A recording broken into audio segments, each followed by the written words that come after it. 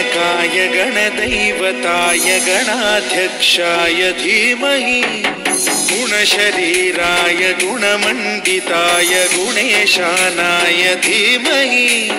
गुणातीताय गुणाधीशाय गुणप्रविष्टाय धीमहि एकदन्ताय वक्रतुण्डाय गौरीतनयाय धीमहि गजेशानाय भालचन्द्राय श्रीगणेशाय धीमहि एकदन्ताय वक्रतुण्डाय गौरीतनयाय धीमहि